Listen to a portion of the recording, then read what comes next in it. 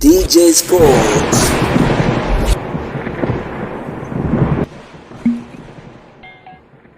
Bwana, ni moja kati ya taarifa kubwa kwa hivi sasa ambayo inaendelea kupamba kasi katika kona na engo mbalimbali za kimichezo na burudani, na hii ni baada ya kuweza kutua kwa kocha mpya ndani ya klabu ya Wekundu wa Msimbazi Simba, ambapo tumeweza kuona kwamba hapo jana kocha mkuu wa klabu ya soka ya Simba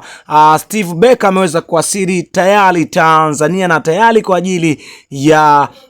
kuendelea na mazoezi mbalimbali ndani ya kikosi cha klabu ya Wekundu wa Msimbazi Simba. Na moja kati ya taarifa kubwa ambayo inaendelea kupamba kasi kwa hivi sasa ni kuhusiana na taarifa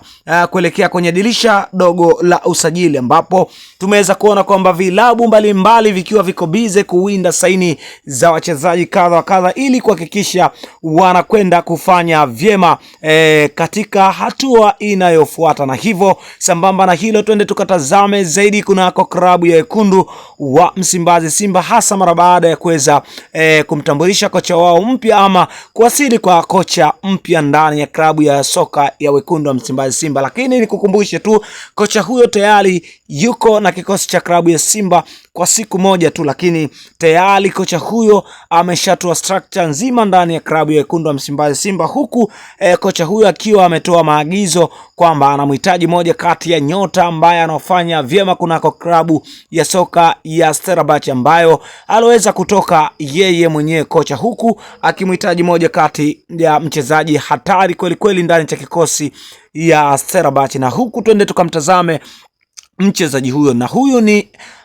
Fawaz Basadin, moja kati ya mchezaji ambaye sofa amekuwa na kiwango bora kweli kweli kunako kikosi cha Stellenbosch, lakini tumeweza kuona kwamba moja kati ya mchezaji amekuwa tegemezi sana ndani ya kikosi cha Stellenbosch, huku kocha wa klabu ya Wekundu wa Msimbazi Simba akiwa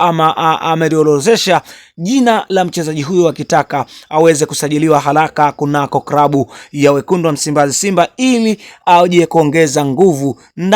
ndani ya kikosi cha Wekundu wa Msimbazi Simba. Sambamba na hilo, tumeweza kushuhudia mambo kadha ambayo yanaendelea kupamba kasi, huku Simba Sports Club tunafahamu ya kwamba akiwa na kibarua kizito kweli kweli cha kuhakikisha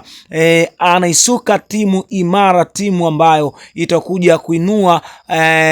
matumaini kwa mara nyingine tena, huku ni mara baada ya kuweza kupoteza takriban mechi mbili za michuano ya CAF Champions League. Na tumeweza kuona kwamba kocha huyo akiwa anahitaji kukisuka aweze kufanya vizuri kwa mechi zilizoweza kusalia. Nadhani tunafahamu ya kwamba zimesalia mechi 4 kwa upande wa klabu ya soka ya Wekundu wa Msimbazi Simba katika hatua ya makundi. Kama ataweza kushinda mechi hizo zilizoweza kusalia, basi mlango utakuwa mweupe na kuweza kufuzu kuelekea hatua inayofuata, yani hatua ya